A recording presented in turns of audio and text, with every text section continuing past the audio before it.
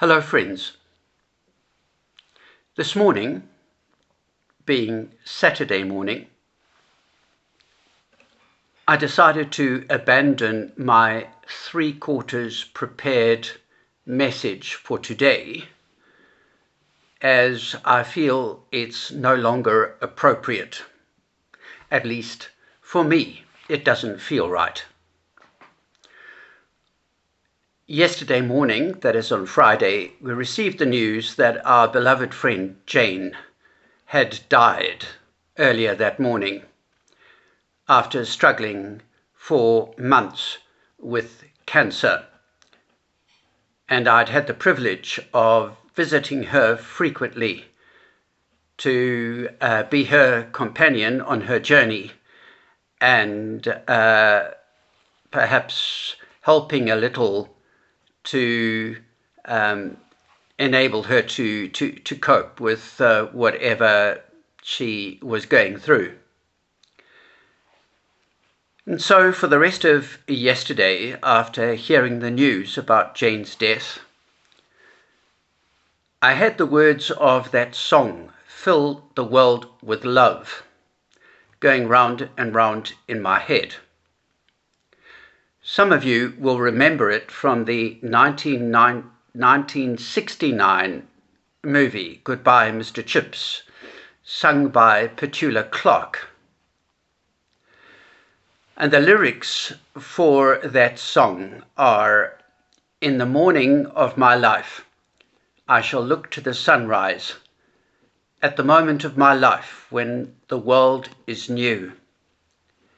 And the blessing I shall ask is that God will grant me to be brave and strong and true, and to fill the world with love my whole life through. In the noontime of my life, I shall look to the sunshine, at a moment of my life when the sky is blue. And the blessing I shall ask will remain unchanging, to be brave and strong and true, and to fill the world with love my whole life through. In the evening of my life, I shall look to the sunset, at the moment of my life when the night is due. And the question I shall ask only God can answer: was I brave and strong and true? Did I fill the world with love my whole life through?"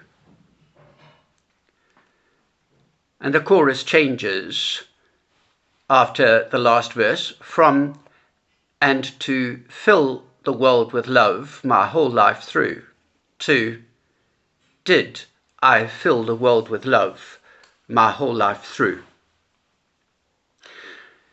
Now, I have only known Jane for part of the noontime of her life as she moved towards the sunset.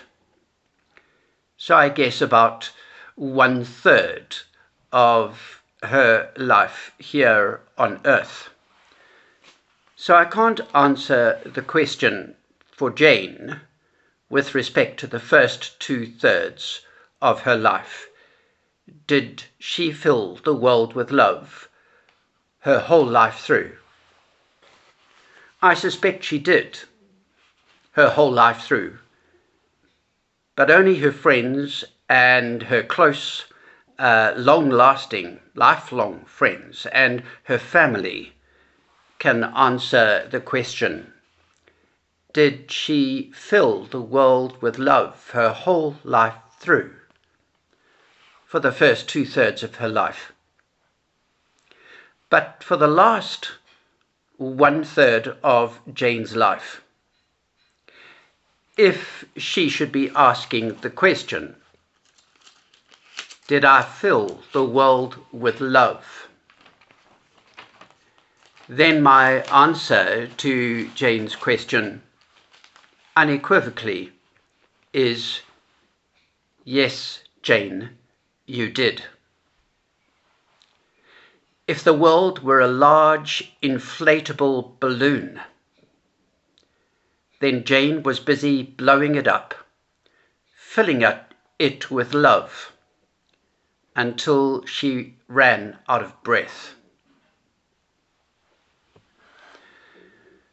Now, does it make sense to be sharing this with you? Some of you knew Jane, some of you knew Jane really well, and some of the usual recipients of this message didn't know Jane at all. But I have to share what is in my heart. And right now, my heart is filled with love and gratitude and sadness and joy. Surely, ultimately, what counts is that we fill the world with love. Nothing else really matters. We don't, in fact, have to be brave and strong, as the song says. We don't have to be brave and strong always. Sometimes we feel weak and we feel fearful, and that's okay. Sometimes we tremble. Sometimes we are overcome with emotion. Sometimes we are ridiculously anxious, out of proportion to our situation or perceived danger, whatever it might be.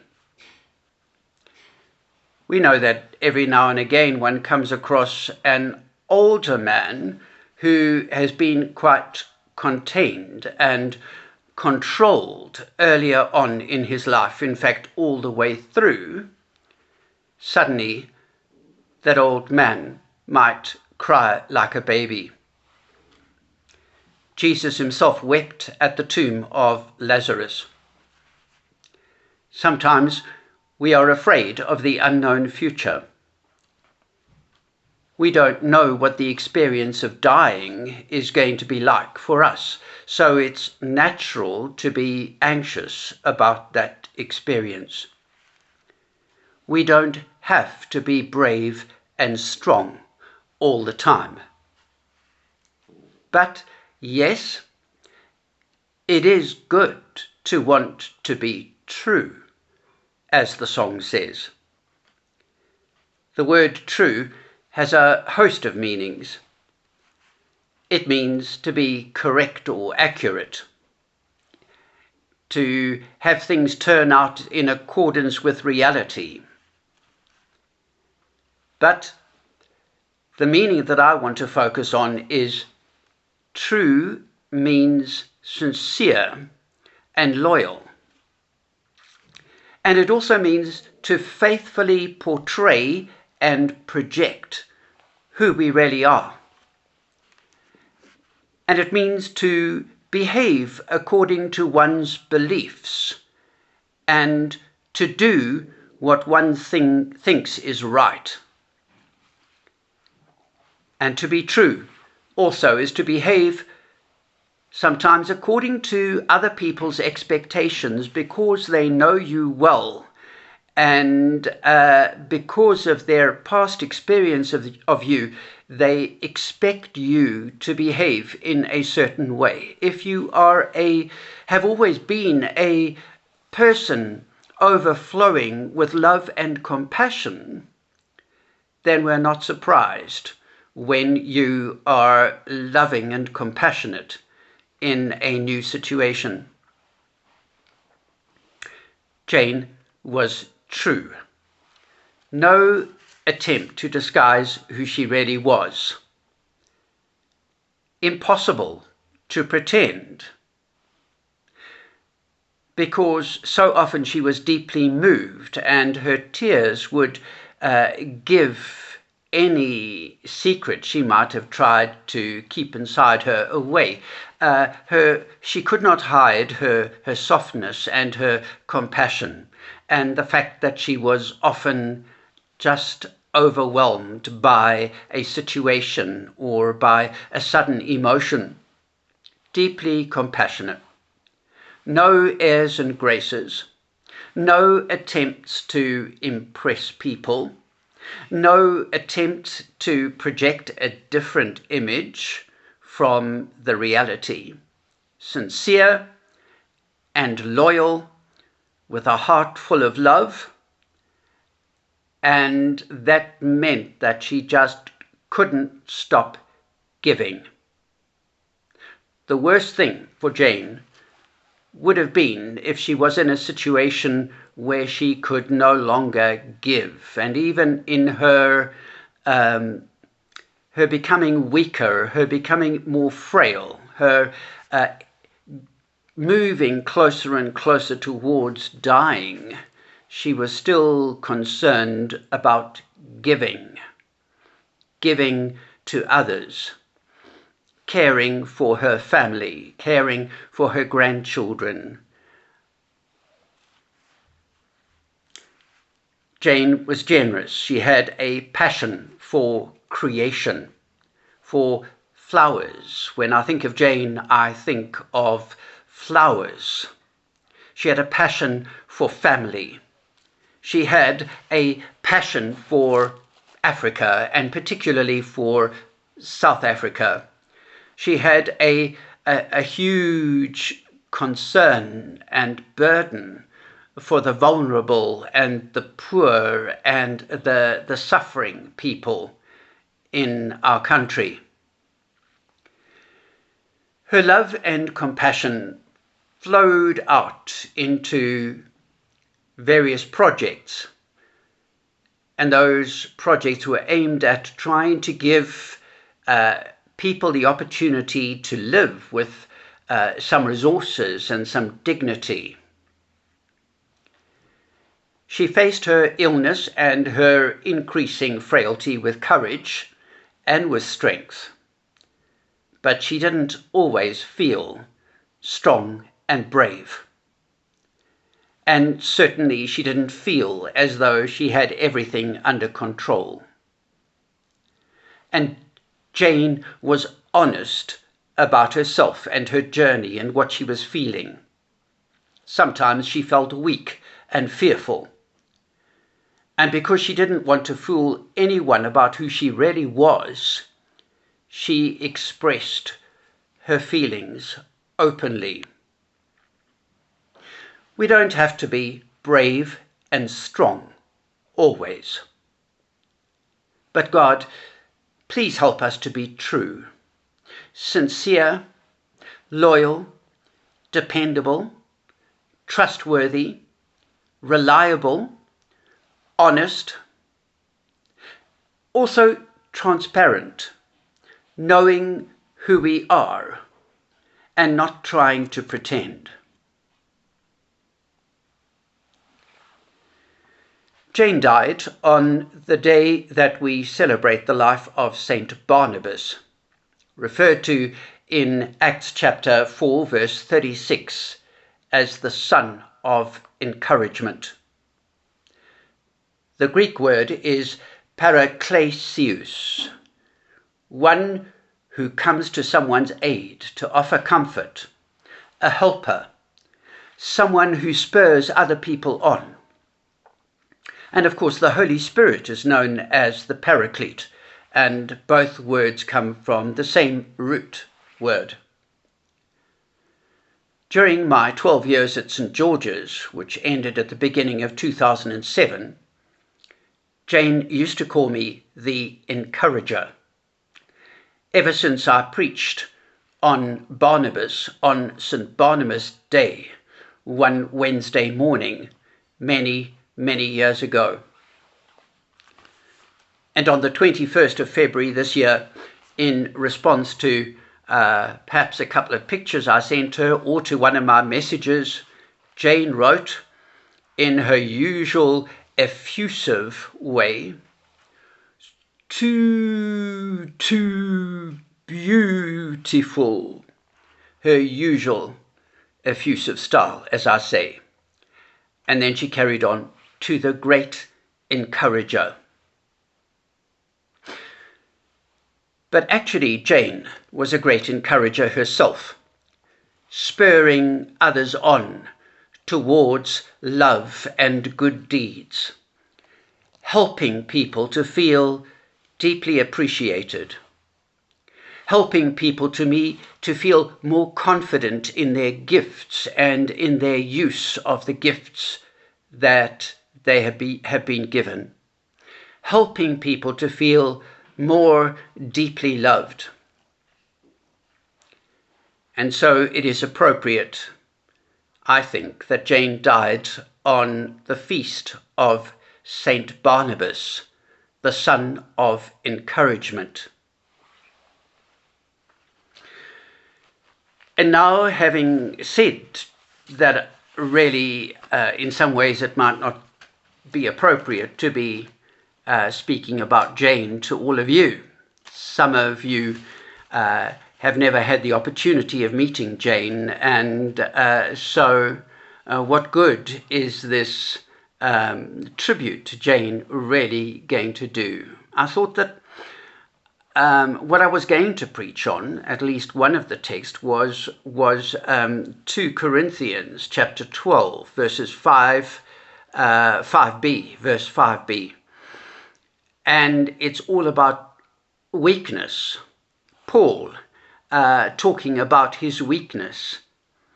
And I'm just going to talk a little bit about that, and certainly hope that this will resonate with all of you, those who knew Jane and those who didn't, because Jane was really in touch with her weakness. As I've said, she didn't try to pretend or to hide who she really was. She was in touch with her emotions. She was natural. She was spontaneous. She would shed tears very easily, and you just knew exactly where you stood with Jane. So, 2 Corinthians chapter 12, verse 5b. On my own behalf, I will not boast, says Paul, except of my weaknesses. He goes on to say in that passage that he will not boast so that people get a false impression. They must know the truth of who he is. He speaks about a person earlier in this chapter, a person who'd had amazing spiritual experiences. And scholars agree that he is speaking about himself, but he doesn't speak in the first person and claim to have had these wonderful experiences, lest people think that he was trying to put himself on a pedestal and have people look up to him because he was a great spiritual master. And so he speaks in the third person, speaks indirectly. I knew someone who was caught up to the third heaven and had these amazing experiences which he was not allowed to divulge to anyone. And then he says that he was given a thorn in the flesh, a messenger of Satan that tormented him, and that was God's way of keeping him grounded and preventing him from being too elated and perhaps too caught up with his own importance and impressive spirituality. At least that is what Paul believed, that God had said to him after Paul had prayed 3 times that God should remove this thorn in the flesh. Eventually, Paul came to the conclusion God was saying, I'm not going to take away this thorn in the flesh. I've given it to you to keep you perhaps aware of your frailty, your mortality, your humanness. And then comes one of the greatest, most memorable Pauline verses. And Paul is quoting God. My grace is sufficient for you, for power is made perfect in weakness. God prefers to use human weakness to demonstrate power. God needs us to be weak if we are going to be his instruments or his agents. Paul says, "So I will boast all the more gladly of my weaknesses, so that the power of Christ may dwell in me." He says he is content with weaknesses, insults, hardships, persecutions, and calamities for the sake of Christ. "For whenever I am weak," Paul says, "then I am strong." When I feel my weakness, when I know my weakness, then that gives God the opportunity to show himself strong in me and through me. He says he is not at all inferior to those people who are bragging about their spiritual experiences and perhaps claiming to be super apostles. He's not inferior to them, but he still says about himself, "I am nothing." In 2 Corinthians chapter 13, verse 4, we read, "For he, Christ, was crucified in weakness, but lives by the power of God." He was crucified in weakness. And so, as we all, whether you knew her or not, as we all give thanks and praise to God for the inspirational life of Jane,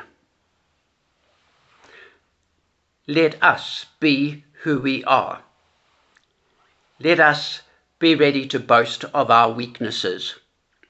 Let us be content to be strong sometimes and weak sometimes, to be brave sometimes and to be fearful sometimes.